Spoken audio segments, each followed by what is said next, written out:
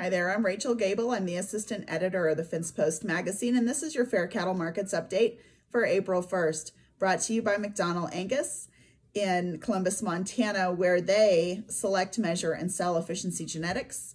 McDonnell Angus in Columbus, Montana. There's quite a bit of antitrust headlines in the news today. One that I found particularly interesting is from Alan Gobert, of Farm Food File. And he's saying that there is antitrust reform in the wind and that it's coming.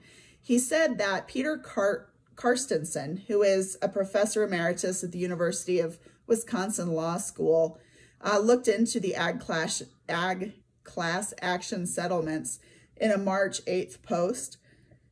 And what he found was a company called AgriStats that about 10 years ago began to collect data and detailed information from almost every processor, he says, about their ongoing business activities, and then distributed that information to all the participating processors, so everyone knew what everyone was doing. So he says this was an information exchange system that seriously harmed the competitive process, right? You would think. But he says, yes, but antitrust law has failed to connect those dots in their language and in their doctrine. So the current state of antitrust law makes direct challenges to information exchanges, like AgriStats, difficult.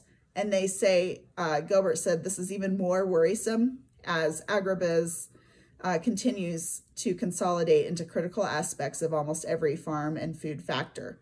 One of the other interesting headlines today was about the states that have come out in opposition of California's Prop 12. This is particularly interesting as from where I sit in Colorado, as there's an egg bill that makes all eggs come from a cage-free environment by 2025. Makes this more interesting because there's certainly some antitrust issues there.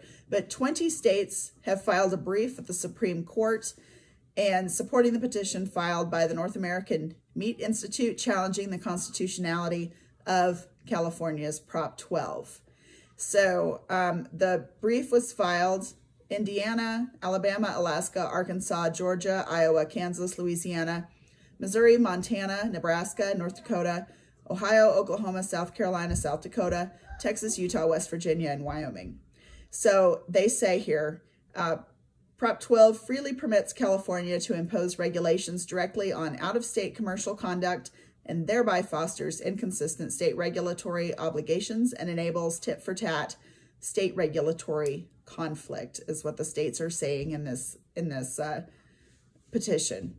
The ultimate result may be a transformation of America's current integrated national market into a patchwork of regulatory regions.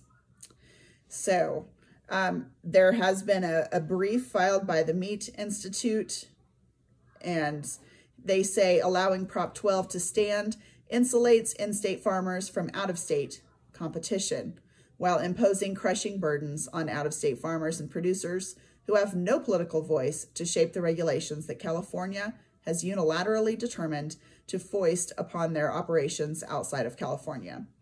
So, interesting developments in antitrust today. Thank you for joining me. I'm Rachel Gable, and this is your April 1st Fair Cattle Markets Update. Have a good day.